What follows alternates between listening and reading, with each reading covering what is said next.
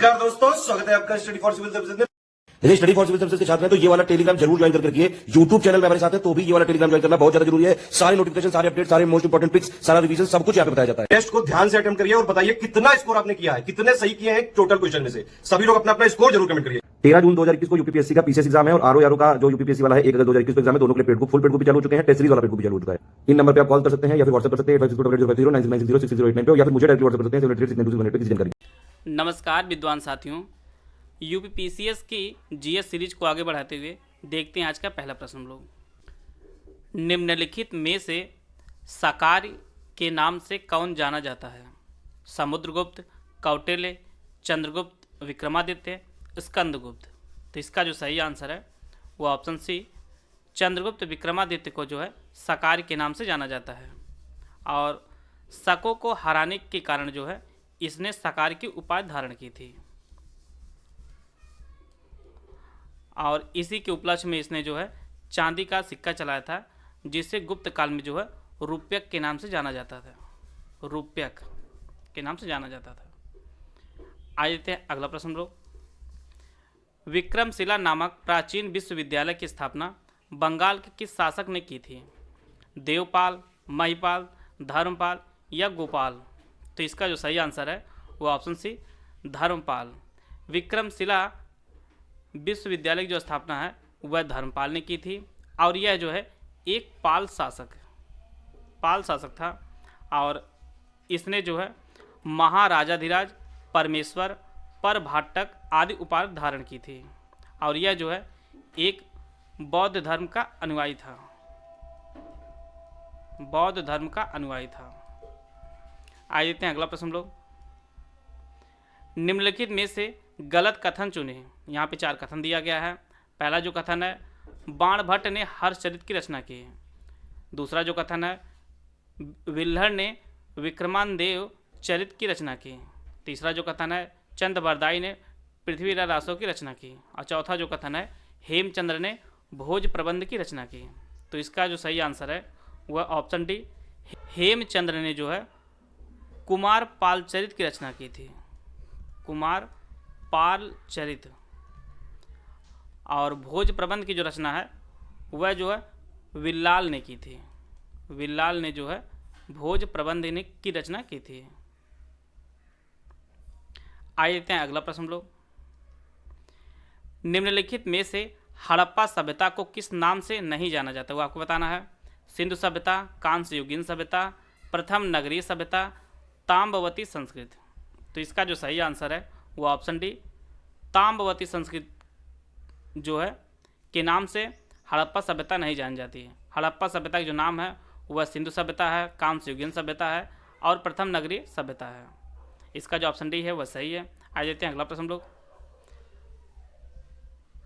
भारत का नियंत्रक एवं महालेखा परीक्षक संविधान के किस भाग में है? भाग 4 में, भाग 5 में, भाग 6 में, भाग 7 में?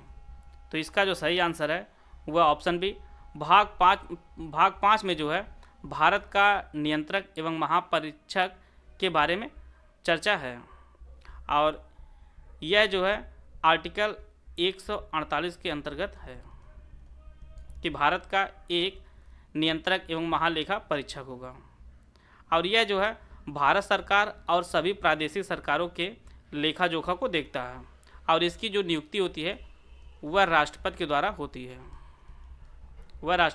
होती है। और वर्तमान में जो है भारत के नियंत्रक एवं महालेखा परीक्षक हैं वह गिरीश चंद्र मुर्मू हैं। गिरीश चंद्र मुर्मू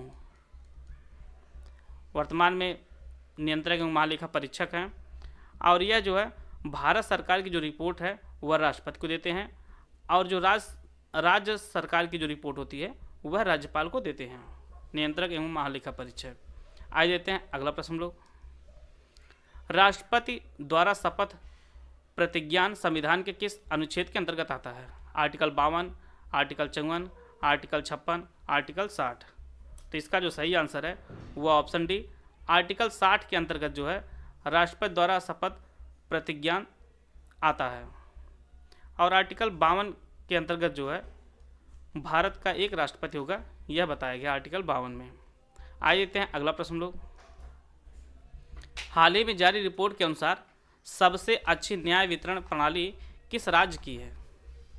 महाराष्ट्र, गुजरात, उत्तर प्रदेश, हरियाणा। तो इसका जो सही आंसर है वो ऑप्शन ए महाराष्ट्र की। टाटा ट्रस्ट द्वारा तैयार की गई भारत न्याय रिपोर्ट जो है उसमें महाराष्ट्र का जो स्थान है वह प्रथम स्थान है और दूसरे स्थान पर जो है वह केरल है और तीसरे स्थान पर जो है तमिलनाडु का स्थान आता है। तमिलनाडु का स्थान आता है। आप लोग जारी एजेंसी का नाम भी आप लोग याद करते चलिएगा। टाटा ट्रस्ट ने इसे तैयार किया था। आइए देते हैं अगला प्रश्न लोग। निम्नलिखित में से किसे 1857 के विद्रोह के दौरान बहादुर शाह द्वारा साहेब ए आलम बहादुर की उपाधि से सम्मानित किया गया था? बख्त खां, अली खां, गोपाल कृष्ण गोखले, अजीमुल्लाह। तो इसका जो सही आंसर है वो ऑप्शन ए बख्त खां। आइए देते हैं अगला प्रश्न लोग। सौर मिसाइल का सफल परीक्षण कहाँ किया गया? बालासोर ओडिशा, एपीजे अब्दुल कलाम द्वीप ओडिशा, रणथंभौर राजस्थान, पोखरण राजस्थान। तो इसका जो सही आंसर है वो ऑप्शन ए बालासोर ओडिशा में जो है सौर मिसाइल का सफल परीक्षण किया गया है।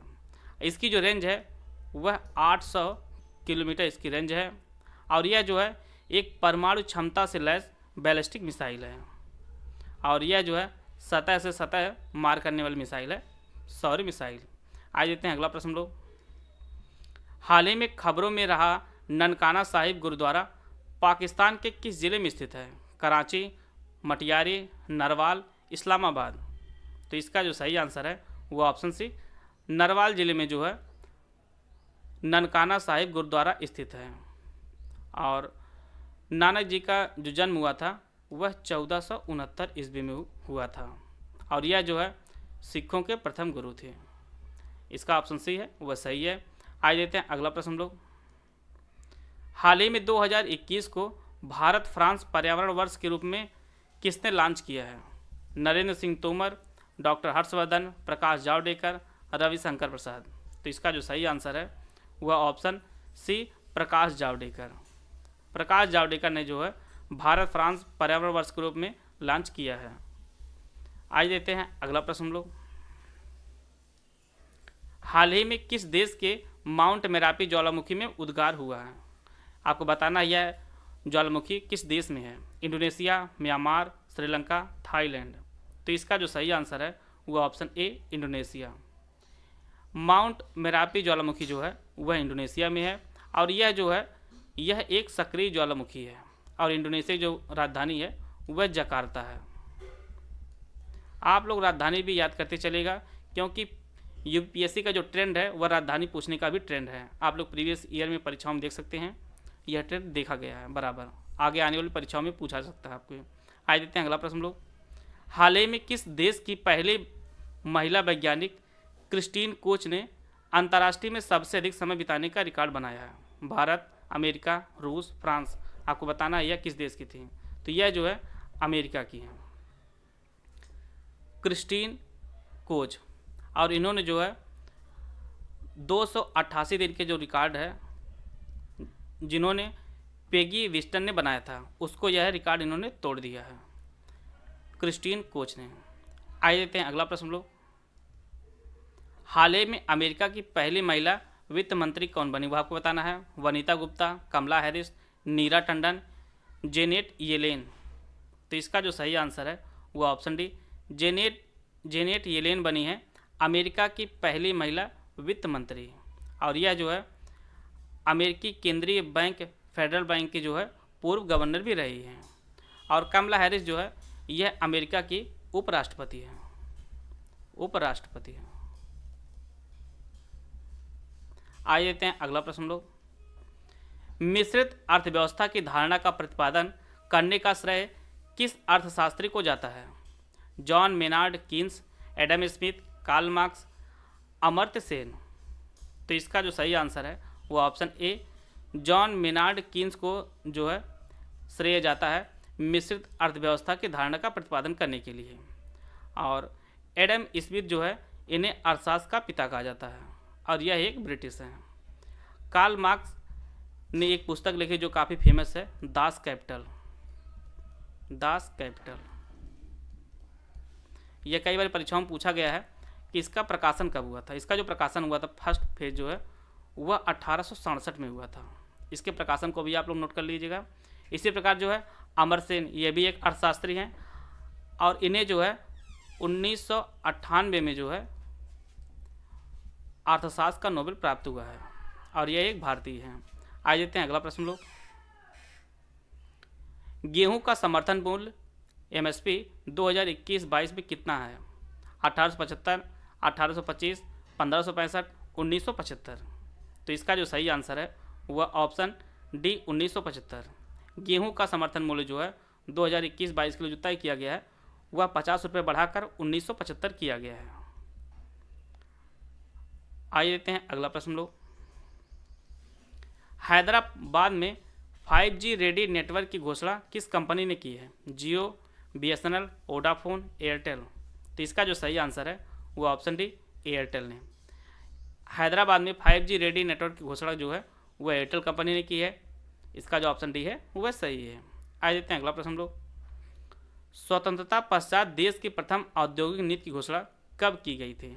26 जनवरी 1949, 6 अप्रैल 1948, 30 अप्रैल 1956 या 25 जनवरी 1958। तो इसका जो सही आंसर है वह ऑप्शन बी 6 अप्रैल 1948 की जो है देश की पहली औद्योगिक नीति की घोषणा हुई थी। इसका जो ऑप्शन बी है वह सही है। आ देते हैं अगला प्रश्न लोग। निम्नलिखित स्थल विश्व विरासत सूची में कब शामिल हुआ था? यहाँ पे 4 स्थल दिया गया है और यह एक विशेष प्रकार से प्रश्न बनाया गया है कि यह अलग अलग परीक्षाओं में अलग अलग प्रकार से पूछा सकता है, उसको इसी में एक प्रश्न में जो है समाहित किया गया है। एलोरा की गुफाएं, अजंता की गुफाएं, ताजमहल जो उत्तर प्रदेश में स्थित है, आगरा का किला जो है यह कब जो है विश्व विरासत सूची में शामिल हुआ है? ये सभी महाराष्ट्र में आप लोग जानते हैं। एलोरा गुफाएं, अजंता गुफाएं, ताजमहल उत्तर प्रदेश में है और आगरा किला भी आपका यूपी में है। तो यह विश्व विरासत सूची में कब शामिल हुआ? 1983 में, 1988 में, 1975 में या 1993 में? तो इसका जो सही आंसर है वह ऑप्शन ए 1983 में जो है यह चारों स्थल जो है विश्व विरासत सूची में शामिल हुए हैं। और वर्तमान में जो है भारत में कुल जो है 40 विश्व विरासत स्थल हैं और 39वां और 40वां जो विश्व विरासत स्थल शामिल हुआ है वह मध्य प्रदेश का ओरछा और ग्वालियर शहर है। और विश्व में जो है सबसे ज़्यादा विरासत जो है वह चीन और इटली में स्थित है और जहाँ पे जो कुल 55 विरासत स्थल हैं। आ जाते हैं अगला प्रश्न लोग। हाल ही में आईसीसी ने एक नए अवार्ड की घोषणा की है, वह कौन सा अवार्ड है वो आपको बताना है। Player of the month, player of the week, player of year or none of these? इसका जो सही आंसर है वह option A player of the month की घोषणा जो है आईसीसी ने एक नए अवार्ड के रूप में की है और यह पुरस्कार प्राप्त करने वाले पहले प्राप्तकर्ता जो बने हैं वह भारतीय विकेट कीपर ऋषभ पंत बने हैं। ऋषभ पंत बने हैं। वीडियो अगर आपको अच्छा लगा तो आप लाइक कर सकते हैं, चैनल सब्सक्राइब कर लीजिए। वीडियो को पूरा देखने धन्यवाद। जय हिंद, जय भारत।